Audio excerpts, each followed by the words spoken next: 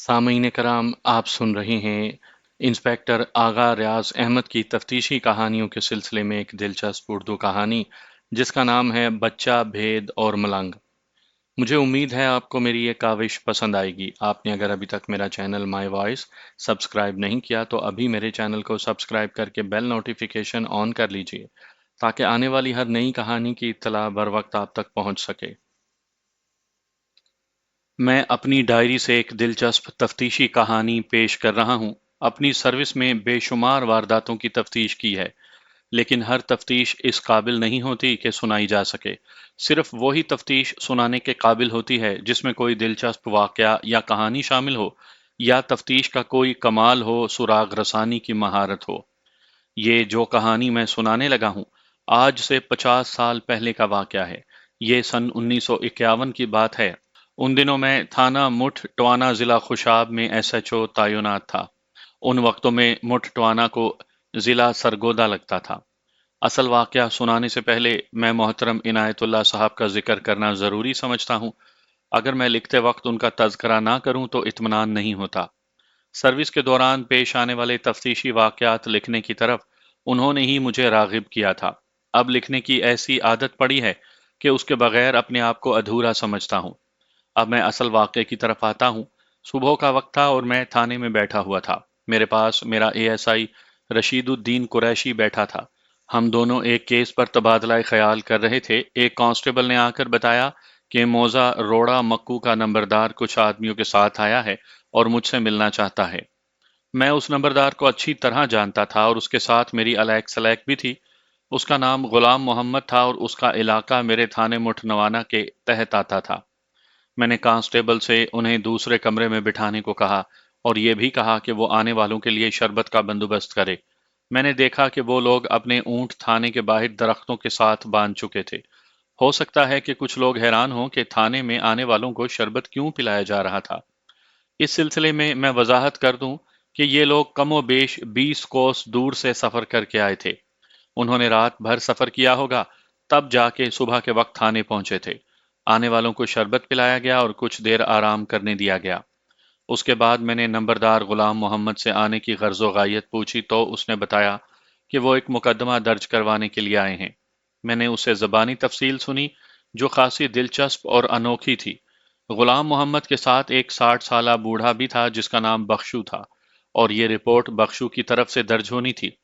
बख्शू ने जो कुछ सुनाया वो मैं मुख्तसर करके सुना देता हूँ। बख्शू एक बड़े इलाके डेरा गंजा का बड़ा जमींदार था। उसकी खासी ज़रई और गैर ज़रई ज़मीन और जायदाद थी। उसका एक ही बेटा था जिसका नाम उसने गुलमवाज बताया। ये बेटा शादीशुदा था और उसकी बीवी हामला थी। 2 माह पहले उसका बेटा घर से ऊंट खरीदने के लिए निकला, लेकिन फिर वापस घर ना पहुंच सका। उसकी उन्होंने थाने में रिपोर्ट भी दर्ज करवाई थी और अपने तौर पर तलाश भी किया था, लेकिन उसका कोई सुराग ना मिला। गुलमवाज के पास अच्छी खासी रकम थी। बख्शू के छोटे भाई के 5 बेटे थे। उन लोगों ने बख्शू की जायदाद पर नजर रखी हुई थी और मुख्तलिफ हीलों बहानों से उसकी जायदाद हथियाने की कोशिश करते रहते थे। उन लोगों की वजह से बख्शू के इकलौते बेटे की जान को खतरा रहता था। शक था कि उन लोगों ने ही गुलमवाज को कहीं गायब कर दिया है। पूरी बरादरी में उन्हीं लोगों का रोब और दबदबा था। उनके मुकाबले में बख्शू और उसकी बूढ़ी बीवी की कोई हैसियत नहीं थी। ये 2 माह पहले के वाकयात थे जो बख्शू ने मुझे सुनाए। मुझे उस थाने का चार्ज संभाले अभी थोड़ा ही अरसा हुआ था और उस वक्त कोई और थानेदार इस थाने में इंचार्ज था। बख्शू ने ताज़ा बात सुनाई जिसे सुनकर मैं हैरान रह गया। उसने बताया कि 2-3 दिन पहले उसकी बहू को दर्द ज़ा हुआ था। उसकी बीवी ने गांव की दाई को बुलवा लिया। बख्शू के भतीजों की बीवियां भी आ गईं और उसकी भतीजियां भी आ गईं। उन्होंने किसी बहाने से बख्शू की बूढ़ी बीवी को बाहर बैठने को कहा। थोड़ी देर बाद जचगी वाले कमरे से रोने की आवाज आने लगी। पता लगा कि बख्शू की बहू जचगी के दौरान मर गई है और बच्चा भी पेट के अंदर मर गया है। वो देहाती लोग थे, किसी ने इतना गौर ना किया कि जच्चा कैसे मर गई। उनके इलाके में अक्सर ऐसे केस होते रहते थे। यहाँ शहरों वाली सहूलियात मुयस्सर नहीं थी। सारा इलाका रेगिस्तानी था और वैसे भी ये सन 1951 की बात है। बहरहाल मरने वाली के कफन दफन का इंतजाम किया गया और जनाजा कब्रिस्तान ले गए। جب میت کو قبر میں اتارنے لگے تو اچانک مردہ عورت نے لحد میں اتارنے والے ایک شخص کا بازو بڑی مضبوطی سے پکڑ لیا۔ وہ شخص خوف زدہ ہو گیا اور چیخنے لگا کہ اسے مردے نے پکڑ لیا ہے۔ جنازے کے ساتھ آنے والے لوگ یہ منظر دیکھ کر خوف زدہ ہو گئے۔ جس کا بازو میت کی ہاتھ نے پکڑا تھا وہ دہشت سے بے ہوش ہو کر گر پڑا۔ اتنی دیر میں مردہ عورت اٹھ کر بیٹھ گئی۔ اب تو لوگوں کی چیخیں نکل گئیں۔ انہوں نے اپنی زندگی میں ایسا دہشتناک منظر نہیں دیکھا تھا کہ کوئی مردہ زندہ ہو گیا ہو۔ بخشو کی بہو نے لوگوں سے کہا کہ وہ مری نہیں تھی، بے ہوش ہو گئی تھی۔ پھر اس نے امام مسجد کو بلایا۔ امام مسجد اس کا استاد رہ چکا تھا اور وہ خاصا دلیر آدمی تھا۔ وہ بخشو کی بہو کے پاس چلا گیا۔ بہو نے اس کو بتایا کہ اس کا بچہ گھر میں اناج رکھنے والے بھڑولے میں پڑا ہوا ہے۔ یہ کہہ کر اس نے امام مسجد کا ہاتھ پکڑا اور کفن سمیت گھر کی طرف چل پڑی۔ تمام لوگ ایک جلوس کی شکل میں ان کے پیچھے پیچھے چل پڑے۔ جو بھی یہ منظر دیکھتا حیران رہ جاتا۔ ایک کفن پوش عورت نے امام مسجد کا ہاتھ پکڑا ہوا تھا۔ بہرحال گھر پہنچ کر بھڑولے میں دیکھا تو واقعی اناج کے ڈھیر پر نوزائیدہ بچہ لیٹا انگوٹھا چوس رہا تھا۔ اس بچے کو نہلایا بھی نہیں گیا تھا۔ ماں نے جھپٹ کر اپنے بچے کو سینے سے لگا لیا اور پھر اسے دودھ پلانے لگی۔ یوں بخشو کے بیٹے کی نشانی اس کا پوتا موت کے جبڑوں سے نکل آیا اور اس کی بہو بھی مر کر زندہ ہو گئی۔ یہاں میں شہری لوگوں کو بھڑولے کے متعلق بتا دوں کہ یہ کیا چیز ہوتی ہے۔ یہ مٹی کا ایک بہت بڑا مٹکا نما برتن ہوتا ہے جو اوپر سے کھلا پھر نیچے سے گولائی میں بڑا ہوتا ہے اور سب سے نچلا حصہ خاصا تنگ ہوتا ہے۔ اس تنگ حصے میں سامنے کی طرف ایک سوراخ یا کھڑکی رکھی جاتی ہے۔ بھڑولے میں اناج محفوظ کر لیا جاتا ہے جو اوپر والے کھلے حصے میں ڈالا جاتا ہے اور بوقت ضرورت نیچے والے سوراخ کو کھول کر اناج نکال کر سوراخ بند کر دیا جاتا ہے۔ اس کو آپ پانی کے حمام کی مثال سمجھ لیں۔ آج کل جست کے بھڑولے بھی شاید بنتے ہیں۔ ساری بات سنانے کے بعد بخشو نے کہا کہ اس کی بہو نورا نے بتایا ہے کہ اسے عمرہ اور بھاگ بھری نے جان سے مارنے کی کوشش کی تھی۔ اب بخشو اپنی بہو اور پوتے کو امام مسجد کی حفاظت میں دے کر نمبردار غلام محمد کو ساتھ لے کر رپورٹ درج کروانے آیا تھا۔ اس کے علاوہ اس نے درخواست کی کہ اس کے گمشدہ بیٹے گل مواز کو بھی برآمد کیا جائے۔ میں نے زیر دفعہ 307 مقدمہ درج کر لیا اور اس کے علاوہ بخشو کے بیٹے گل مواز کی مفقود الخبری کی رپورٹ روز نامچے میں درج کی اور اس کا حلیہ لکھ کر ملحقہ تھانوں میں اشتہار شور و غوغا جاری کر دیے۔ آج کل کے دور میں شاید ہی کوئی پولیس افسر ہو جو ایسی کارروائی کرتا ہو۔ قانون یہ ہے کہ گمشدہ فرد کے اشتہار شور و غوغا جاری کرنے کے بعد تھوڑا سا شک پڑنے پر مقدمہ زیر دفعہ 64 درج کرنا چاہیے، جو میں نے موقع پر جا کر کرنا تھا۔ میں نے اسی وقت بخشو کے گاؤں ڈیرا گنجا جائے واردات پر جانے کا فیصلہ کر لیا۔ میں نے اے ایس آئی اور چند کانسٹیبلوں کو ساتھ لیا اور ہم اونٹوں پر بیٹھ کر ڈیرا گنجا روانہ ہو گئے۔ یہ اونٹ سرکاری طور پر تھانے کو ملے ہوئے تھے۔ ان اونٹوں کے ساتھ ماہر شتر سوار بھی تھے جو تھانے کے ہی ملازم ہوتے تھے۔ ان اونٹوں کے چارے وغیرہ کے لیے سرکار کی طرف سے ڈیلی الاؤنس ملتا تھا۔ یہاں میں سننے والوں کی سہولت کے لیے اس علاقے کے متعلق تفصیل سے بتا دوں تاکہ وہ علاقے اور وہاں کے ماحول کو سمجھ سکیں۔ یہ ریتلا علاقہ تھا اور یہاں اونٹ ہی کام آ سکتے تھے۔ آج کل تو اس علاقے میں سڑکوں کا جال بچھ گیا ہے اور نہر بھی آ گئی ہے۔ اس کے علاوہ ضروریات زندگی کی ساری سہولیات پہنچ گئی ہوں گی۔ جس زمانے میں نے تھانہ مٹھا ٹوانا کا چارج سنبھالا یعنی 1951 میں، ان وقتوں میں یہ علاقہ تھل کہلاتا تھا۔ ہر طرف سوائے ریت کے کچھ نظر نہیں آتا تھا۔ 8-8 10-10 کوس کے فاصلے پر لوگوں کے گاؤں آباد تھے جنہیں ڈھوک یا بھانٹر کہتے تھے۔ یہی علاقہ نور پور تھل سے ہوتا ہوا تحصیل بھکر سے ہو کر سندھ تک چلا جاتا تھا۔ اسی سرزمین پر آگے جا کر سسی پنو اور عمر ماروی کی رومان انگیز داستانیں وجود میں آئی تھیں۔ ایک ڈھوک یا بھانٹر 8-10 گھروں پر مشتمل ہوتا تھا۔ دور دور تک کوئی سرسبز درخت نظر تک نہیں آتا تھا۔ جنگلی بیر پائے جاتے تھے، گول گول زرد رنگ کے بیر بڑے لذیذ اور میٹھے ہوتے ہیں، اور ایک اور پھل بھی ہوتا ہے جسے ڈیلے کہتے ہیں۔ ریت کے اندر کہیں کہیں چھوٹے سائز کے تربوز لگتے ہیں جو نہایت میٹھے اور خوش ذائقہ ہوتے ہیں۔ اس علاقے میں جب آندھی آتی ہے تو کھانے کی چیزوں میں ریت کے ذرات مل جاتے ہیں۔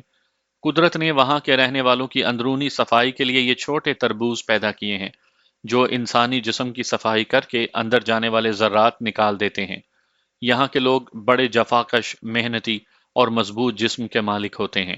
گرمی اس زمانے میں 120 فارنہائٹ تک چلی جاتی تھی، لیکن وہ لوگ اس کی پرواہ نہیں کرتے تھے۔ کمزور، سست پولیس والوں کو اس علاقے میں نہیں بھیجا جاتا تھا۔ تھل میں گندم کی فصل کم ہی ہوتی تھی، چنے کی فصل خوب ہوتی تھی جو لوگوں کی آمدنی کا ذریعہ بھی بن جاتی تھی، اور کوئی خاص فصل نہیں تھی۔ پانی یہاں کی نایاب اور قیمتی چیز ہے۔ کہیں کہیں نخلستان ہوتے ہیں جہاں پانی کا ذخیرہ مل جاتا ہے، لیکن ایسی زمین کا یہ حصہ کسی وقت اندر کو دھنس جاتا ہے۔ جب کبھی بارش ہوتی تھی تو لوگ اس کا پانی ذخیرہ کر لیتے تھے۔ مویشی، بھیڑ بکریاں پالتے اور اونٹ ہر جگہ بار برداری کے لیے استعمال ہوتا تھا۔ لوگ کھدر کا کھلا کرتا تہبند اور سر پر بغیر کلے کی پگڑی پہنتے تھے۔ پیروں میں گاؤں کے موچی کی بنی ہوئی جوتی پہنتے تھے۔ لوگ امن پسند تھے، جرائم بہت کم، مذہب کی طرف رجحان تھا اور مسجدیں آباد تھیں۔ اونٹ کو اس علاقے میں ایک خاص اہمیت حاصل تھی، یا شاید اب بھی ہوگی۔ اونٹ صحرا کا جہاز مانا جاتا ہے، کئی کئی دن بغیر خوراک کے رہ سکتا ہے۔ اس دوران اپنی کوہان سے سٹور کی ہوئی چربی استعمال کرتا ہے۔ اس کے معدے میں ایک خانہ فالتو ہوتا ہے جس میں وہ پانی سٹور کر لیتا ہے۔ سخت گرمی میں جب صحرا کا درجہ حرارت 120 اور 125 فارنہائٹ تک پہنچ جاتا ہے تو یہی اونٹ ببر شیر کی طرح صحرا کو چیرتا ہوا چلتا جاتا ہے۔ اس کی اونچائی اتنی ہوتی ہے کہ چھوٹا موٹا درندہ اونٹ سوار تک رسائی حاصل نہیں کر سکتا۔ اس کے پاؤں قدرت نے ایسی صنائی سے بنائے ہیں کہ ریت پر پھیل جاتے ہیں اور گرمی نہیں لگتی، ورنہ اتنی گرمی میں سفر کرنا موت کو دعوت دینے کے برابر ہے۔ اونٹ دشمنی پالنے والا جانور ہے اور جب بھی موقع ملے دشمن کو مار ڈالتا ہے۔ اونٹنی کا دودھ بڑا شفا بخش ہوتا ہے۔ اونٹ کا گوشت خوراک کا کام بھی دیتا ہے۔ یہ تھل کے بارے میں کچھ معلومات تھیں جو میں نے پیش کی ہیں۔ میں سنا رہا تھا کہ ہم اونٹوں پر بیٹھ کر جائے واردات پر روانہ ہونے لگے۔ شدید گرمی میں ہمارا قافلہ روانہ ہو گیا۔ پانی ہم نے مٹی کے بطخوں میں بھر کے اونٹوں پر رکھ لیا۔ یہ گھڑا نما برتن ہوتے ہیں۔ بادِ سموم کے لیے ہم نے منہ سر پر اچھی طرح منڈاسے مار لیے۔ راستے میں جو ڈھوک یا بھانٹر آتی وہاں کچھ دیر سستا کر آگے بڑھ جاتے۔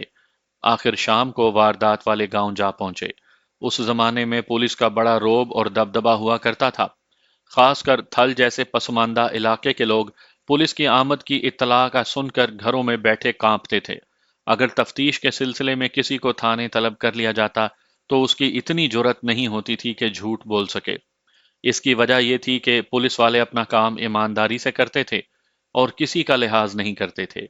اس وقت رشوت کوئی کوئی لیتا تھا، لیکن ایسے حالات ہی پیدا نہیں ہونے دیے جاتے تھے کہ رشوت لینے یا دینے کا جواز پیدا ہو۔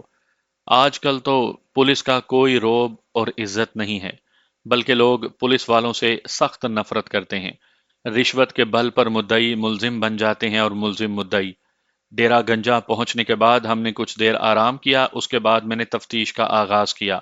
نمبردار غلام محمد میرے ساتھ تھا۔ وہ بڑا با اثر زمیندار تھا۔ سب سے پہلے میں نے مدعی بخشو کی بہو نورا کو بلوایا۔ نورا کی حالت ابھی اچھی نہیں ہوئی تھی، بہرحال وہ آ گئی۔ اس کے ساتھ ایک عورت تھی جس نے اس کا بچہ اٹھا رکھا تھا۔ میں نے ایک چارپائی پر تکیہ لگوا کر نورا کو آرام سے بٹھایا۔ عورت نے بچہ اس کے پاس چارپائی پر لٹا دیا۔ اس کے بعد میں نے اس سے بیان لیا جو مختصراً سنا رہا ہوں۔ جب نورا کے بچے کی ولادت کا وقت قریب آیا تو اس کی ساس سسر نے گاؤں کی دائی کو بلوا لیا جس کا نام روشی تھا۔ روشی بی بی بڑی ماہر اور تجربہ کار دائی تھی۔ اس نے اس کام کی تربیت خوشاب سے حاصل کی تھی۔ روشی بی بی کے ساتھ بخشو کی بھتیجیاں عمرہ اور بھاگ بری بھی کمرے میں آ گئیں۔ روشی نے بچے کی ولادت کے لیے نورا کی مدد شروع کر دی۔ بچے کی ولادت کا مرحلہ بڑا جان لیوا اور مشکل ہوتا ہے۔ نورا کو ایسا محسوس ہوا جیسے عمرہ اور بھاگ بھری دائی کے کام میں رکاوٹ ڈال رہی ہیں اور ساتھ ساتھ اسے کچھ سرگوشیوں میں کہہ بھی رہی ہیں۔ پھر بچہ پیدا ہو گیا اور اس کے ساتھ ہی نورا کی ناک پر ایک کپڑا رکھ دیا گیا۔ اس کپڑے سے عجیب سی بو آ رہی تھی۔ اس بو سے آہستہ آہستہ نورا پر بے ہوشی طاری ہونے لگی۔ وہ پوری طرح بے ہوش تو نہ ہوئی لیکن وہ کچھ بول نہیں سکتی تھی۔ اسے ایسا معلوم ہو رہا تھا جیسے خواب کے عالم میں ہو۔ اسے آوازیں آ رہی تھیں کہ ماں کے ساتھ بچے کو بھی مار دو۔ اصل فساد کی جڑ یہ بچہ ہی ہے۔ یہ مر گیا تو بخشو لاوارث ہو جائے گا۔ پھر اسے پتہ لگا کہ اس کے بچے کو اناج والے بھڑولے میں ڈال دیا گیا ہے۔ آہستہ آہستہ نورا ہوش و حواس سے بیگانی ہو گئی۔ اس کے بعد واقعات یوں ہوئے کہ اسے مردہ سمجھ کر کفن دفن کا انتظام ہونے لگا۔ بخشو کے بھتیجے اور بھتیجیاں اس کام میں پیش پیش تھے اور بڑی جلدی کر رہے تھے۔ جب نورا کو گرم پانی سے نہلایا گیا تو اسے کچھ کچھ ہوش آنے لگی، لیکن ابھی وہ اپنے حواس میں نہیں آئی تھی۔ پھر جب اسے چارپائی پر ڈال کر قبرستان لے جانے لگے تو اسے ہوش آنے لگی۔ اللہ تعالیٰ کو اس کی زندگی منظور تھی، اس لیے نورا ہاتھ پیر ہلانے کے قابل ہونے لگی۔ جب اس کو پکڑ کر قبر میں لٹانے لگے تو اس نے ایک شخص کا بازو پکڑ لیا۔ وہ شخص خوفزدہ ہو گیا۔ اس کے بعد نورا امام مسجد کا ہاتھ پکڑ کر گھر پہنچی اور بھڑولے سے اپنا بچہ نکال لیا۔ بخشو کا ایک دوست ایک دوسری دائی کرما بی بی کو ساتھ لے آیا۔ اس نے بچے کو نہلا دھلا کر صاف کیا۔ رب سونے نے مجھ پر اور میرے بچے پر رحم کیا اور ہمیں نئی زندگی دی۔ نورا نے آسمان کی طرف تشکرانہ انداز سے دیکھ کر کہا، اب مجھے اور میرے بچے کو رانجھے وغیرہ سے جان کا خطرہ ہے۔ میرے خامن گلمواز کو بھی انہی لوگوں نے غائب کیا ہے۔ ان لوگوں پر شک کی کوئی ٹھوس وجہ ہے؟ میں نے نورا سے پوچھا۔ یہ سارا میرے سسر کی جائیداد کا چکر ہے، نورا نے کہا۔ انہوں نے جائیداد کی خاطر میرے خامن کو غائب کیا ہے اور اسی لالچ میں مجھے اور میرے بچے کو قتل کرنے کی کوشش بھی کی ہے۔ لڑکی خاصی سمجھدار معلوم ہوتی تھی۔ اس کے ماں باپ کا گھر مٹھا ٹوانا کے قریب ڈھوک ڈھیاں میں تھا۔ یہ لوگ مسکین قوم سے تعلق رکھتے تھے اور ان کا زمیندارہ تھا۔ نورا نے مزید بتایا کہ ڈیرا گنجا کے علاوہ بھی اس کے سسر کی بہت سی جائیداد ہے۔ زمین کا ایک بڑا ٹکڑا مٹھا ٹوانا سے 5-6 کوس کے فاصلے پر ہے۔ اس ٹکڑے سے ہونے والی فصل کا حصہ بخشو کے بھتیجے اس تک پہنچنے نہیں دیتے تھے۔ میں نے اپنے مطلب کی کچھ اور باتیں پوچھیں اور فوری کارروائی کا فیصلہ کر لیا۔ سب کچھ روزے روشن کی طرح صاف تھا۔ میں نے اپنے اے ایس آئی اور کانسٹیبلوں کو ساتھ لیا اور ملزم رانجھا وغیرہ کے گھر جا کر چھاپا مارا۔ وہاں سے میں نے رانجھا، اس کے بھائی دتو اور رمزو کو گرفتار کر لیا۔ ان کے 2 اور بھائی گھر میں موجود نہیں تھے۔ اس کے بعد میں نے ان کے مکان کی خانہ تلاشی لی اور 2 برچیاں اور 3 کلہاڑیاں برآمد کر لیں۔ ان ہتھیاروں کی برآمدگی کی میں نے فرد مرتب کی اور ملزمان کو زیر دفاع 54 گرفتار کر لیا۔ اس کے بعد میں نے فوری طور پر دائیہ روشی بی بی، عمرہ اور بھاگ بھری کو بھی زیر دفاع 307 گرفتار کر لیا۔ میں نے محسوس کیا کہ وہاں کے لوگ پولیس کی آمد پر ناخوش تھے اور عدم تعاون کا مظاہرہ کر رہے تھے۔ ان میں یقیناً جرائم پیشہ لوگ زیادہ ہوں گے۔ میں نے مسجد کے لاؤڈ سپیکر پر اعلان کروایا کہ گاؤں کے لوگ پولیس کے ساتھ پورا تعاون کریں اور کوئی بات نہ چھپائیں۔ یہ نہ سمجھیں کہ تھانہ یہاں سے دور ہے۔ میں 1 دن کی مسافت کر کے یہاں پہنچ سکتا ہوں اور بدماش اور فسادی لوگوں کا حشر خراب کر دوں گا۔ میرے اس اعلان پر ڈیرا گنجا پر ایسا دبدبا بیٹھا کہ لوگ سیدھے ہو گئے اور از خود تعاون کرنے لگے۔ اب لوگ آ آ کر دائیہ روشی، عمرہ اور بھاگ بھری کو لعنت ملامت کرنے لگے تھے۔ میں نے ان کے بیانات لیے۔ سب سے پہلے میں نے دائیہ روشی بی بی کا بیان لیا۔ اس نے اپنے بیان میں بتایا کہ وہ باقاعدہ دائی کا کام کرتی ہے۔ اس نے خوشاب کے سرکاری ہسپتال سے اس کام کی ٹریننگ لے رکھی ہے۔ اس نے ہسپتال سے کلوروفارم چوری کر کے اپنے پاس رکھی ہوئی تھی۔ جب کبھی زچگی کے دوران زچہ کو تکلیف زیادہ ہوتی تو وہ ذرا سا کلوروفارم سنگھا دیتی، جس سے زچہ کو سہولت ہو جاتی۔ میں لالچ میں آ گئی تھی، اس نے شرمندگی سے کہا۔ عمرہ اور بھاگ بھری کے کہنے پر میں نے نورا بی بی کو زیادہ کلوروفارم سنگھا دی۔ نورا کی بے ہوشی کو ہم نے موت سمجھا۔ گاؤں کے کسی بھی فرد نے نبض چیک نہیں کی۔ ویسے بھی ہم نے سب کو یقین دلا دیا تھا کہ نورا مر گئی ہے۔ تم نے بچے کو زندہ کیوں چھوڑ دیا تھا؟ میں نے اس سے پوچھا۔ سچ پوچھے تو مجھے اللہ کا خوف آ گیا تھا، روشی نے کہا۔ میں نے بچے کو بھڑولے میں ڈال دیا۔ میں نے شہادت ایکٹ کے تحت زیر دفعہ 27 روشی کی نشاندہی پر کلوروفارم کی شیشی برآمد کر لی اور گواہوں سے دستخط کروا لیے۔ عمرہ اور بھاگ بھری کو پوچھ گچھ کے لیے بلایا تو وہ خوف سے کانپ رہی تھی۔ انہوں نے کچھ کہنے کے بجائے رونا شروع کر دیا اور میرے آگے ہاتھ جوڑ دیے۔ میں نے بڑی مشکل سے ان سے بیان لیا۔ دونوں نے اپنے جرم کا اعتراف کر لیا اور پشیمانی ظاہر کرنے لگیں۔ اس کے بعد میں نے رانجھا، دتو اور رمزو کو تفتیش کی چکی میں ڈالنے کا فیصلہ کر لیا۔ یہ مرد تھے اور ان سے کچھ اگلوانا آسان نہیں تھا۔ عورتوں نے تو فوراً اقبالی بیانات دے دیے تھے۔ رات خاصی ہو چکی تھی، لہٰذا میں تمام ملزمان کو گرفتار کر کے تھانے لے آیا۔ صبح تمام ملزمان کو جسمانی ریمانڈ کے لیے خوشاب مجسٹریٹ کی عدالت میں بھجوا دیا۔ شام تک ملزمان کو مجسٹریٹ کے پاس لے جانے والے کانسٹیبل ملزموں کو لے کر آ گئے۔ مجسٹریٹ نے 8 دن کا ریمانڈ دے دیا تھا۔ عورتوں سے مزید پوچھ گچھ اور ان کے ریمانڈ کی ضرورت نہیں تھی، اس لیے ان کو دوسرے روز جوڈیشل ریمانڈ پر خوشاب جیل بھیج دیا گیا۔ میں نے برآمد ہونے والی کلوروفارم کیمیکل ایگزامینر کے پاس معائنے کے لیے بھجوا دی تھی۔ اس کے متعلق رپورٹ آئی کہ یہ کلوروفارم انہائیڈریٹڈ ہے، جو بے ہوش کرنے کے کام آتی ہے، لیکن زیادہ مقدار میں دی جائے تو موت کا باعث بھی بن سکتی ہے۔ ان تمام کاموں سے فارغ ہو کر میں نے بخشو کے لاپتہ بیٹے گل مواز کی پراسرار گمشدگی کے متعلق تفتیش کرنے کا فیصلہ کر لیا۔ اس کی گمشدگی کو 2 ماہ سے زائد عرصہ گزر چکا تھا اور مجھے اس بات کا یقین ہو گیا تھا کہ اب وہ زندہ نہیں ہوگا۔ میں نے رانجھا، دتو اور رمزو سے تفتیش کرنے کا فیصلہ کر لیا۔ میں نے باری باری تینوں سے تفتیش شروع کر دی، لیکن وہ تینوں بڑے ڈھیٹ ثابت ہوئے۔ ان میں سے کسی نے بھی اس بات کا اقرار نہیں کیا کہ گل مواز کو غائب کرنے میں اس کا ہاتھ ہے۔ میں نے اپنے تمام تجربے کو بروئے کار لاتے ہوئے انہیں بڑے چکر دیے، لیکن اپنے کام کی کوئی بات ان کے منہ سے نہ اگلوا سکا۔ ابھی ان کے 2 بھائی تاجا اور مانی بھی لاپتہ تھے۔ وہ پولیس کے خوف سے کہیں چھپ گئے تھے۔ میں نے ان کی تلاش کے لیے مخبر چھوڑ رکھے تھے، مگر ابھی تک کہیں بھی ان کی موجودگی کی اطلاع نہیں ملی تھی۔ میں عام طور پر تشدد کا قائل نہیں تھا، لیکن اگر مجھے اس بات کا یقین ہوتا کہ جس سے میں تفتیش کر رہا ہوں وہی مجرم ہے اور جھوٹ بول کر چکر دینے کی کوشش کر رہا ہے، تو پھر میں 3rd ڈگری استعمال کرنا ضروری سمجھتا تھا۔ رانجھا، دتو اور رمزو کے متعلق بھی مجھے یقین تھا کہ گل مواز کو غائب کرنے میں انہی کا ہاتھ ہے، اس لیے میں نے ان کی طبیعت صاف کرنے کا فیصلہ کر لیا۔ میں سمجھ گیا تھا کہ یہ لاتوں کے بھوت ہیں، باتوں سے نہیں مانیں گے۔ ان تینوں پر الگ الگ خاصا تشدد کیا گیا اور ان کی چیخیں گونجتی رہیں۔ تشدد کے بعد میں نے پھر ان سے پوچھ گچھ کی، لیکن وہ اپنے انکار پر قائم رہے۔ ان تینوں بھائیوں میں رانجھا سب سے بڑا تھا اور خاصا ہوشیار لگتا تھا اور بڑے اعتماد سے بات کرتا تھا۔ آپ ہمارے پیچھے کیوں پڑ گئے ہیں؟ رانجھا نے کہا۔ اس کی گمشدگی کی کوئی اور وجہ بھی تو ہو سکتی ہے۔ تم لوگ اس کی جائیداد پر قبضہ کرنا چاہتے ہو، میں نے کہا۔ اسی چکر میں تمہاری بہنوں نے نورا اور اس کے بچے کو قتل کرنے کی کوشش کی، جو ناکام رہی۔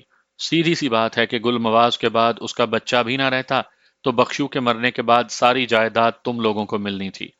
آپ نے ایک اور امکان پر غور نہیں کیا؟ رانجھا نے کہا۔ اس کے غائب ہونے کی ایک اور وجہ بھی ہو سکتی ہے۔ وہ کیا؟ میں نے پوچھا۔ گلمواز بڑا خوبصورت جوان تھا، رانجھا نے کہا۔ اکثر لڑکیاں اس سے دوستی کی خواہش مند رہتی تھیں۔ اس کو بھی لڑکیوں سے دوستیاں لگانے کا شوق تھا۔ ہو سکتا ہے وہ کسی لڑکی کے چکر میں مارا گیا ہو۔ میں نے اس پہلو پر سوچا تو مجھے اس کی بات میں وزن محسوس ہوا۔ اس سے پہلے میرا ذہن صرف رانجھا وغیرہ پر ہی اٹکا ہوا تھا۔ اب میں نے دوسرے پہلوؤں پر بھی سوچنا شروع کر دیا۔ میں نے رانجھا کو حوالات میں بھیج دیا اور خود اس پہلو پر غور کرنے لگا کہ کوئی دوسرا بھی گل مواز کو قتل یا غائب کر سکتا ہے۔ سوچتے سوچتے مجھے خیال آیا کہ بخشو نے کہا تھا کہ جس دن اس کا بیٹا لاپتہ ہوا تھا اس دن وہ گھر سے اونٹ خریدنے کے لیے نکلا تھا اور اس کے پاس اچھی خاصی رقم بھی تھی۔ ایسا بھی تو ہو سکتا تھا کہ اس کی بھنک کسی مجرمانہ ذہن رکھنے والے شخص کو مل گئی ہو اور اس نے موقع پا کر گل مواز کو قتل کر کے کہیں دبا دیا ہو اور رقم نکال لی ہو۔ میں نے اس پہلو پر بھی تفتیش کے دائرے کو پھیلانے کا فیصلہ کر لیا۔ اس کے لیے ضروری تھا کہ اس علاقے کے جرائم پیشہ لوگوں کو تھانے بلا کر پوچھ گچھ کی جائے۔ میں نے اے ایس آئی سے کہا وہ اس علاقے یعنی ڈیرہ گنجا اور اس کے گرد و نواح کے علاقوں کے تمام جرائم پیشہ آدمیوں کو میرے پاس لے کر آئے۔ یاد رہے کہ میں یہ تفتیش تھانے میں بیٹھ کر نہیں بلکہ ڈیرہ گنجا میں کر رہا تھا۔ بخشو نے اپنی بیٹھک میرے لیے مخصوص کر دی تھی۔ اس دوران میں تھانے میں باوقت ضرورت چلا جاتا تھا۔ 2-3 گھنٹوں کے بعد اے ایس آئی 3 آدمیوں کو لے کر میرے پاس آیا۔ پتہ لگا کہ اس علاقے کے غنڈے بدماش ہیں اور موقع ملنے پر چھوٹا موٹا جرم بھی کر گزرتے ہیں۔ میں نے ان سے پوچھ گچھ کی اور انہیں ڈرایا کہ ان میں سے جس نے بھی یہ واردات کی ہے بک دے، ورنہ میں بہت برا سلوک کروں گا۔ تینوں قسمیں کھانے لگے کہ یہ ان کی حرکت نہیں اور کسی کو قتل کرنے کا تو سوال ہی پیدا نہیں ہوتا۔ میں ایسے لوگوں کے ساتھ شرافت سے پیش آنے کا قائل نہیں تھا۔ میں نے اے ایس آئی سے کہا کہ وہ ان کو لے جائے اور خوب رگڑا دے۔ اے ایس آئی انہیں لے کر باہر ویرانے میں چلا گیا۔ 3 کانسٹیبل اس کے ساتھ تھے۔ تقریباً 20-25 منٹ کے بعد اے ایس آئی ان تینوں کو واپس لے کر آ گیا۔ ان کی حالت بہت بری ہو رہی تھی اور سر منہ پر ریت ہی ریت نظر آ رہی تھی۔ میرا اے ایس آئی رشید الدین قریشی بڑا صحت مند آدمی تھا اور اسے تشدد کرنے میں بڑا مزہ آتا تھا۔ اس نے تھوڑی سی دیر میں ہی تینوں کا برا حشر کر دیا تھا۔ میں نے ان سے کہا کہ وہ اقرار کر لیں کہ گل مواز کو ان میں سے کسی ایک نے غائب کیا ہے۔ اگر اب بھی نہ مانیں گے تو اس سے بھی برا حشر کر دوں گا۔ آپ کو اختیار ہے مائی باپ، ان میں سے ایک نے کہا۔ آپ بے شک ہمیں جان سے مار دیں، لیکن ہم کسی کا گناہ اپنے سر نہیں لیں گے۔ یہ ٹھیک ہے کہ ہم چھوٹے موٹے جرائم کر لیتے ہیں، لیکن قتل یا راہزنی جیسا بڑا جرم ہم میں سے کوئی کرنے کی جرت نہیں کر سکتا۔ دوسرے دو آدمیوں نے بھی اسی قسم کی باتیں کی۔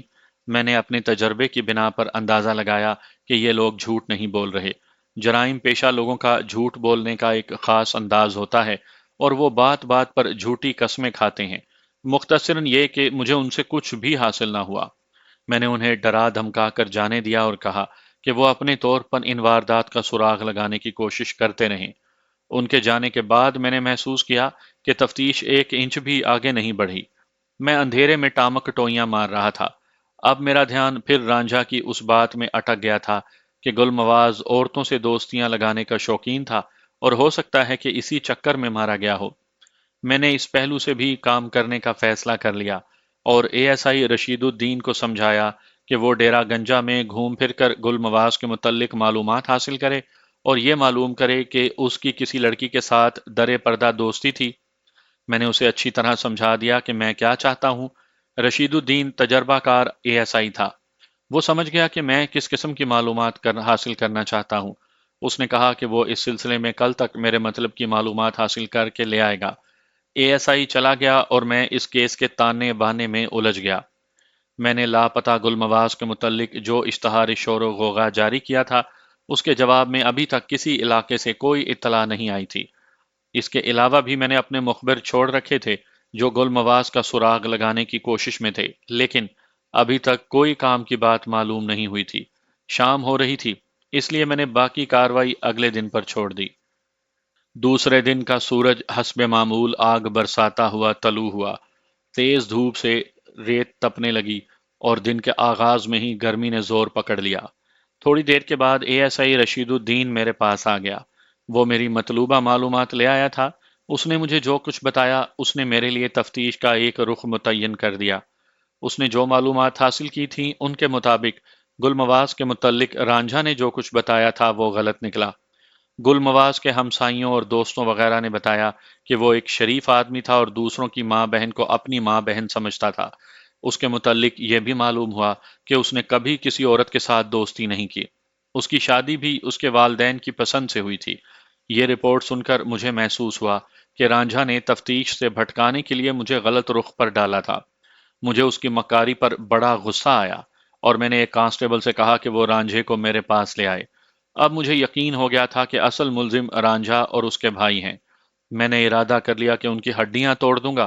میں غصے سے ٹہلنے لگا۔ میں ٹہل رہا تھا کہ میرا ایک مخبر آ گیا۔ اس کے ساتھ ایک غریب سا آدمی تھا۔ میرے پوچھنے پر اس نے جو بات مجھے سنائی، اسے سن کر مجھے یوں لگا کہ سارا مسئلہ ہی حل ہو گیا ہے۔ اس سے پہلے میں مایوسی کے اندھیروں میں بھٹک رہا تھا۔ اس اندھیرے میں یوں لگا جیسے روشنی چمک اٹھی ہو۔ اس مخبر نے بتایا کہ یہ شخص موزہ گروٹ کا رہنے والا ہے، جو دریائے جہلم کے کنارے واقع ہے۔ یہ بھنگ پینے کا شوقین ہے، اور وہاں ایک قبرستان میں ملنگ کے پاس جا کر روزانہ بھنگ پیتا ہے۔ وہاں چند اور بھی بھنگ پینے کے شوقین آ جاتے ہیں۔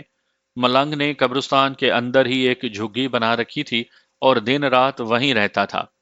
اس کا کام قبروں کی حفاظت کرنا تھا، اور اس کے علاوہ وہ گورکن بھی تھا۔ یہ ملنگ ہر وقت لال رنگ کا لمبا سا لبادہ پہنے رہتا تھا، اور لوگوں میں لال بابا کے نام سے مشہور تھا۔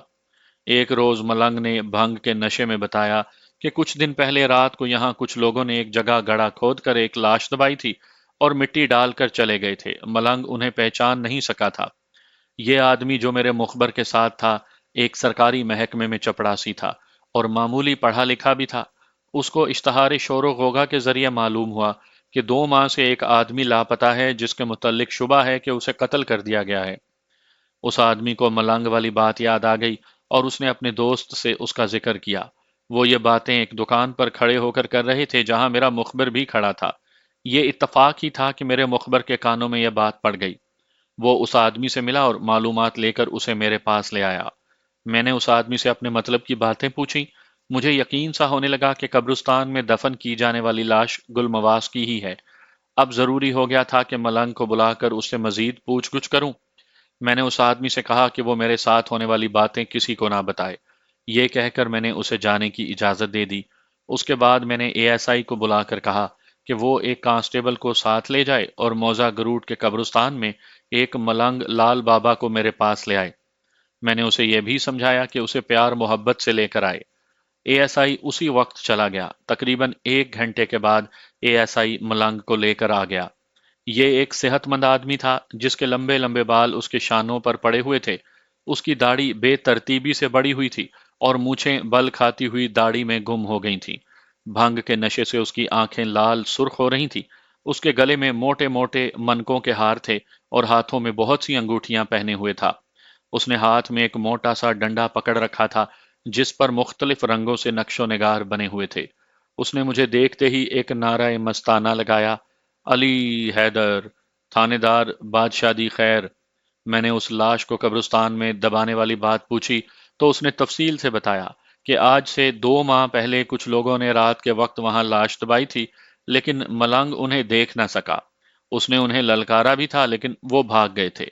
ملنگ نے وہاں جا کر دیکھا جہاں وہ لوگ کھڑے تھے، وہاں تازہ کھدی ہوئی مٹی نظر آ رہی تھی۔ ملنگ خود گورکن تھا، اس لیے اس نے بلا جھجک وہاں سے مٹی نکالنی شروع کر دی۔ اس کا خیال تھا شاید یہ ڈاکو تھے اور لوٹ کا مال وہاں چھپانے آئے تھے۔ تھوڑی گہرائی میں جا کر اسے محسوس ہوا کہ مٹی میں کوئی انسانی جسم ہے۔ اندھیری کی وجہ سے ٹھیک نظر نہیں آ رہا تھا۔ وہ اپنی جھگی میں گیا اور لالٹین لے آیا۔ لالٹین کی روشنی میں اس نے دیکھا کہ گڑھے میں ایک جوان آدمی کی لاش پڑی ہے جس کے سارے کپڑے خون سے لتھڑے ہوئے تھے اور چہرہ بھی خون آلود تھا۔ اس نے گھبرا کر جلدی جلدی مٹی گڑھے میں ڈالی اور زمین کی سطح برابر کر دی۔ وہ ڈر گیا تھا کہ اس قتل میں وہ نہ پھنس جائے۔ تم اس جگہ کی نشاندہی کر سکتے ہو؟ میں نے ملنگ سے پوچھا۔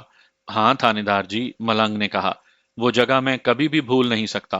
میں نے اس ملنگ کے ساتھ مل کر ایک ڈرامہ کھیلنے کا فیصلہ کر لیا۔ ملنگ نے کہا تھا کہ وہ ان لوگوں کو پہچان نہیں سکا تھا۔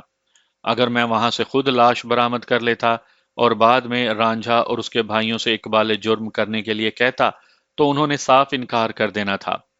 میں چاہتا تھا کہ وہ خود وہاں سے لاش برآمد کروائیں۔ اس کے لیے میں نے ملنگ کو اس کا کردار اچھی طرح سمجھایا اور اسے انعام کا لالچ بھی دیا۔ اس نے اپنا سبق بڑی اچھی طرح یاد کر لیا۔ یہ ضروری نہیں تھا کہ گروٹ کے قبرستان میں گل مواز کی لاش ہی دفن ہوتی، وہ کسی اور کی لاش بھی ہو سکتی تھی۔ میں نے داؤ کھیلنے کا فیصلہ کر لیا۔ میں نے ملنگ کو شربت پلوایا اور اسے ساتھ والے کمرے میں بٹھا دیا اور اسے سمجھا دیا کہ اسے کب اندر آنا ہے۔ اس کے بعد میں نے ملزمان رانجھا، رمزو اور دتو کو اپنے پاس بلا کر ان سے تفتیش شروع کر دی۔ انہوں نے پہلے کی طرح جرم سے انکار کر دیا۔ خود اقبال جرم کر لو گے تو فائدے میں رہو گے، میں نے ملزموں سے کہا۔ میرے پاس مکمل ثبوت اور موقع کا گواہ بھی ہے۔ اس نے تمہیں اپنی آنکھوں سے گل مواز کی لاش دفن کرتے دیکھا ہے۔ یہ کہتے ہوئے میں نے ان تینوں کے چہروں پر نظریں گاڑے رکھیں۔ میں نے صاف محسوس کیا کہ میری بات سن کر وہ ذرا سے چونکے، لیکن پھر اپنے تاثرات پر کنٹرول کر لیا۔ میں سمجھ گیا کہ میرا ہوا میں چھوڑا ہوا تیر ٹھیک نشانے پر بیٹھا ہے۔ میں نے رانجھا کو گریبان سے پکڑ کر الگ کر لیا اور اس کی آنکھوں میں آنکھیں ڈال دیں۔ وہ گھبرا گیا۔ گروڈ کے قبرستان میں کس کو دبایا تھا؟ میں نے دھیمی مگر قہر زدہ آواز میں پوچھا۔ میں نے آواز اتنی دھیمی رکھی کہ دتو اور رمزو نہ سن سکیں۔ میں نے دیکھا، میری بات سن کر ایک دم رانجھے کا چہرہ پیلا پڑ گیا اور اس کی آنکھیں خوف سے پھیل گئیں۔ اس کی حالت خراب ہونے لگی۔ اسی وقت میں نے ملنگ کو طے شدہ اشارہ دے دیا۔ میرا اشارہ پاتے ہی ملنگ نعرے مارتا ہوا اندر آ گیا اور رانجھے کے ارد گرد ناچنے لگا۔ اس نے ناچتے ناچتے رک کر اپنا موٹا سا ڈنڈا رانجھا کی طرف کیا۔ آخر پکڑے گئے نا؟ ملنگ نے لال انگارہ آنکھوں سے گھور کر رانجھے سے کہا۔ کب تک بھاگو گے؟ یہ کہہ کر ملنگ پھر اچھل کود کرنے لگا۔ اس کے ہاتھوں میں پہنے کڑے اور گلے میں منکوں کے ہار وغیرہ مل کر چھنکنے لگے اور ایک عجیب سا سما بن گیا۔ رانجھا کوئی پختہ کار مجرم تو تھا نہیں، اس لیے اس کی حالت ایسی بری ہو گئی کہ جیسے اب گرا کہ تب گرا۔ میں نے ملنگ کو روکا نہیں۔ میں نے دتو اور رمزو کی طرف دیکھا تو وہ بھی پریشان نظر آنے لگے۔ ان کو علم ہو گیا تھا کہ اب ان کا بھید کھل چکا ہے۔ اللہ کا واسطہ دیتا ہوں تھانے دار جی، رانجھے نے تقریباً روتے ہوئے کہا، اس کو روک دیں۔ یہ کہہ کر رانجھا اپنا سر پکڑ کر زمین پر یوں بیٹھ گیا جیسے گر پڑا ہو۔ میں نے ملنگ کو ہاتھ کے اشارے سے رکنے کو کہا۔ ملنگ نے اچھل کود بند کر دی اور دوسرے کمرے میں چلا گیا۔ میں نے رانجھے کو دیکھا، وہ نیم بے ہوشی کی حالت میں تھا۔ میں نے پانی منگوا کر اسے پلایا تو اس کے ہوش ٹھکانے آئے۔ میں نے اسے کہا کہ اب وہ کیا کہتا ہے؟ اس نے یوں سر جھکا لیا کہ جیسے اپنے جرم کا اقرار کر رہا ہو۔ میں نے تینوں کو اس طرح گھیرا تھا کہ وہ لاش والی جگہ کی نشاندہی کرنے پر تیار ہو گئے تھے۔ میں نے اسی وقت برآمدگی کی کارروائی کے لیے تیاری کر لی اور نمبردار غلام محمد کے علاوہ ایک اور معزز شخص کو ساتھ لیا۔ میں نے گل مواز کے باپ بخشو کو شناخت کے لیے ساتھ لے لیا۔ نمبردار نے قبر کھودنے کے لیے 2 آدمیوں کو بلانا چاہا تو ملنگ لال بابا نے کہا کہ یہ کام وہ خود کرے گا۔ ہم لوگوں کا یہ قافلہ گروٹ کے قبرستان میں پہنچ گیا۔ قبرستان کے اندر داخل ہوئے تو میں نے رانجھا، دتو اور رمزو کو آگے کر دیا کہ وہ نشاندہی کریں۔ وہ آگے آگے چل پڑے اور مختلف جگہ سے مڑتے ہوئے ایک پختہ قبر کے قریب رک گئے۔ اس پختہ قبر کے بائیں طرف کچھ جگہ بالکل ہموار تھی۔ رانجھے نے ہاتھ کے اشارے سے اس جگہ کی طرف اشارہ کیا کہ انہوں نے گل مواز کی لاش کو یہاں دبایا تھا۔ اتنی دیر میں ملنگ اپنی جھگی سے کدال لے آیا۔ میں نے اسے اشارہ کیا تو اس نے رانجھا کی بتائی ہوئی جگہ پر کھدائی شروع کر دی۔ جب گڑھا تھوڑا گہرا ہو گیا تو میں نے ملنگ سے کہا کہ اب وہ ذرا احتیاط سے مٹی نکالے۔ تھوڑی سی مزید کھدائی کے بعد لاش کے آثار نظر آنے لگے۔ لاش کے کپڑے پہلے نظر آئے۔ اتنی سخت بدبو آ رہی تھی کہ وہاں کھڑا رہنا محال ہو گیا۔ یہ ملنگ کا ہی حوصلہ تھا کہ وہ گڑھے میں کھڑا ہوا لاش کے ارد گرد سے مٹی نکال رہا تھا۔ تھوڑی دیر بعد گلی سڑی لاش پوری طرح سامنے آ گئی۔ لاش کے بازو پر ایک تعویذ بندھا ہوا تھا اور اس کے دائیں بازو میں ایک لوہے کا کڑا تھا۔ لاش کے گلے میں کوڑیوں کا ایک ہار تھا۔ اس قسم کے ہار اس علاقے کے لوگ جسمانی دردوں سے بچنے کے لیے بطور گٹ استعمال کرتے تھے۔ یہ ایک قدآور نوجوان کی لاش تھی۔ میں نے مقتول کے باپ بخشو کو آگے بلایا اور اسے شناخت کے لیے کہا۔ بوڑھے باپ کی حالت بہت بری ہو رہی تھی۔ وہ جب چلا تو اس کی ٹانگیں لڑکھڑانے لگیں۔ یوں لگتا تھا جیسے ابھی گر پڑے گا۔ اس کا ایک ہی بیٹا تھا جو ظالموں نے مار دیا تھا۔ اکلوتے بیٹے کی لاش آنکھوں کے سامنے آنے والی تھی۔ میں نے ایک کانسٹیبل کو اشارہ کیا تو اس نے بخشو کا ہاتھ پکڑ کر سہارا دیا۔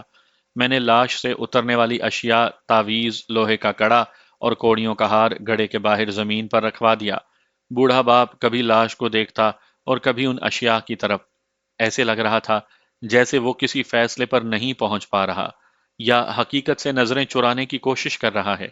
پھر اس نے آسمان کی طرف دیکھا جیسے اللہ سے خاموش شکوہ کر رہا ہو۔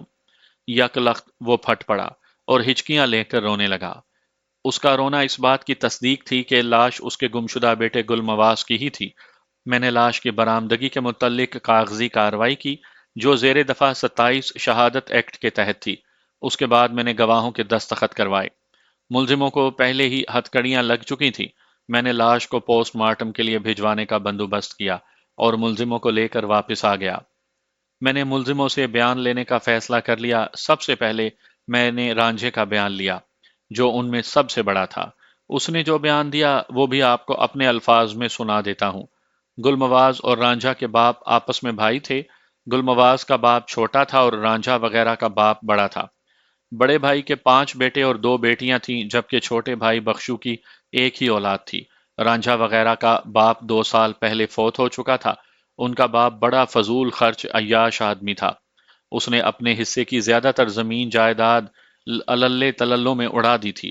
اب اس کی نظر چھوٹے بھائی بخشو کی جائیداد پر لگی ہوئی تھی جس کی ابھی تک کوئی اولاد نہیں ہوئی تھی۔ پھر اللہ نے اسے ایک بیٹا دیا جو اس کی جائیداد کا وارث تھا۔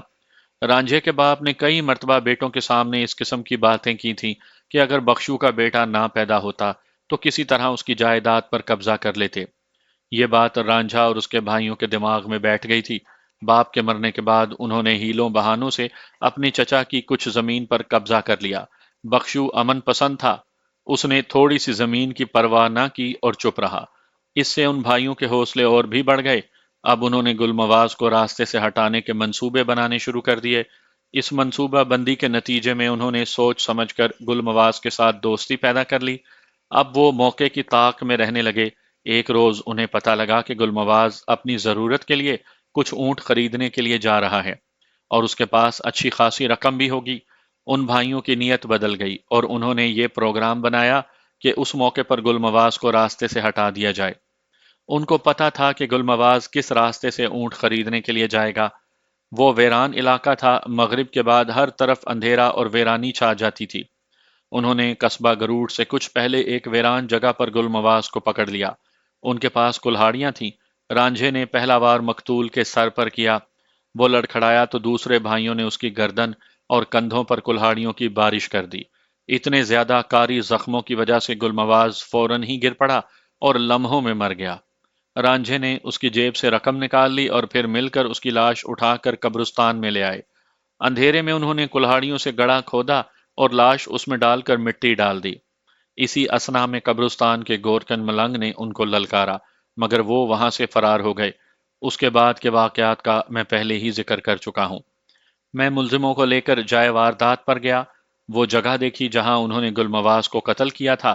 اب وہاں کوئی ایسی نشانی نظر نہیں آتی تھی جس سے علم ہوتا کہ یہاں ایک انسان قتل ہوا ہے۔ ایک تو وجہ یہ تھی کہ اس بات کو 2 ماہ سے زیادہ کا عرصہ گزر چکا تھا، اور دوسری وجہ یہ تھی کہ اس دوران کئی مرتبہ بارش ہو چکی تھی۔ اس وجہ سے مجھے خون آلود مٹی بھی نہ مل سکی۔ اس دوران پوسٹ مارٹم رپورٹ بھی آ گئی۔ ڈاکٹر نے لکھا تھا کہ سر پر اور گردن اور کندھوں پر کلہاڑیوں یا کسی تیز دھار آلے کے زخم موت کے باعث بنے ہیں۔ میں نے یہ رپورٹ اپنی کاغذی کارروائی کے لیے ساتھ رکھ لی اور لاش بخشو کے حوالے کر دی۔ میں بعد میں خود بھی اس کے گھر افسوس اور فاتحہ خوانی کے لیے گیا تھا۔ رانجھے کے بعد میں نے باری باری رمزو اور دتو کے بیانات بھی لیے جو رانجھے کے بیان کی تصدیق کرتے تھے۔ ان بیانات سے یہ بھی پتا چلا کہ مفرور ہو جانے والے 2 بھائی تاجہ اور مانی بھی ان کے ساتھ اس واردات میں شامل تھے، اور وہ فلاں گاؤں سے مل سکتے ہیں، وہاں ان کا ایک دوست رہتا ہے۔ میں نے اے ایس آئی رشید الدین کو کہا کہ وہ 2 کانسٹیبل ساتھ لے کر جائے اور فلاں گاؤں میں فلاں شخص کے گھر سے تاجے اور مانی کو گرفتار کر کے لے آئے۔ میں نے اے ایس آئی اور کانسٹیبلوں سے یہ بھی کہا کہ وہ وردی میں نہ جائیں بلکہ سادہ کپڑوں میں جائیں۔ اس سے یہ فائدہ ہوگا کہ ان کو پولیس کی آمد کی خبر نہ ہو سکے گی۔ شام تک اے ایس آئی ان دونوں کو بھی گرفتار کر کے لے آیا۔ میں نے ان سے بھی اقبالی بیان لیا۔ یہ بیان دوسرے بھائیوں کے بیانات سے ملتا جلتا تھا، اس لیے الگ سنانے کی ضرورت نہیں۔ میں نے ان کو ساتھ لے جا کر جائے واردات اور اس گڑھے کی بھی نشاندہی کروائی جہاں انہوں نے لاش چھپائی تھی۔ اس کے بعد میں نے بڑی محنت سے مقدمہ تیار کیا اور چالان تیار کر کے عدالت میں پیش کر دیا۔ موقع کے گواہ کے طور پر میں نے ملنگ کو پیش کیا، جس نے بڑی ذہانت سے اپنا بیان دیا۔ یہ مقدمہ 3-4 ہفتوں تک چلتا رہا۔ ان دنوں اس مقدمے کی بڑی شہرت ہوئی تھی۔ جج نے 5 بھائیوں کو موت کی سزا سنا دی تھی۔ اپیل میں ان کے وکیل نے کچھ ایسے دلائل پیش کیے تھے جن کی وجہ سے ان کی سزائے موت کو عمر قید میں تبدیل کر دیا گیا تھا۔ رانجھا وغیرہ کی بہنوں بھاگ بھری اور عمرہ کو عادی مجرم نہ ہونے کی وجہ سے ارادہ قتل پر 3-3 سال کی قید سزا دی گئی، جو اپیل میں بھی برقرار رہی۔ کہانی تو یہاں ختم ہو گئی۔ یہاں میں ایک دلچسپ بات سنانا چاہوں گا۔ مقتول گلمواز کا جو بچہ بھڑولے میں ڈال دیا گیا اور قتل ہونے سے بچ گیا تھا، اس کا نام اس کے دادا بخشو نے فتح خان رکھا تھا۔ قتل کے اس واقعے کے 25 یا 26 سال بعد، غالباً 1976 کا واقعہ ہے کہ میں ایف آئی اے کا چارج لینے مٹھا ٹوانا گیا۔ ان دنوں ضلع سرگودا پنڈی ایف آئی اے کے ماتحت ہوتا تھا۔ میں یہاں گزارے ہوئے تھانے داری کے عرصے کو یاد کر رہا تھا کہ مجھے گلمواز والا کیس یاد آ گیا۔ میں اپنے پرانے تھانے چلا گیا اور اپنا تعارف کروایا۔ میں نے تھانے دار کو یہ کیس سنا کر کہا کہ مقتول گلمواز کا بیٹا فتح خان تھا، وہ اب کہاں ہے؟ تھانے دار نے بتایا کہ وہ بہت بڑا زمیندار بن چکا ہے اور بڑا زبردست گبرو جوان ہے۔ اس نے اپنے تایا زادوں سے اپنی زمین واپس چھین لی تھی اور سب کو دبا کر رکھا ہوا ہے۔ تھانے دار نے یہ بھی بتایا کہ وہ اکثر تھانے میں آتا رہتا ہے اور آپ کا ذکر بھی کرتا رہتا ہے، اور وہ آپ سے ملنے کی بھی بڑی خواہش رکھتا ہے۔ میں نے تھانے دار سے کہا کہ میں ضروری فرائض سے فارغ ہو کر پرسوں یہاں آؤں گا، وہ فتح خان کو بتا دے۔ میں اپنے سرکاری فرائض سے فارغ ہو کر واپس تھانے آیا تو تھانے دار نے فتح خان کو میری آمد کی اطلاع کر دی۔ فتح خان ایک جلوس کی صورت میں مجھ سے ملنے آیا اور آتے ہی میرے گھٹنوں کو ہاتھ لگا کر ادب اور فرما برداری کا اظہار کیا۔ وہ اپنے باپ گلمواز کی طرح بڑا کڑیل جوان نکلا تھا۔ وہ میرے لیے ڈھیر سارے تحائف لایا تھا جو میں نے پیار کے ساتھ واپس کر دیے۔ مجھے یہ دیکھ کر بڑی خوشی ہوئی کہ بھڑولے میں بچ جانے والا بچہ علاقے کا باروب اور گبرو جوان بن چکا تھا۔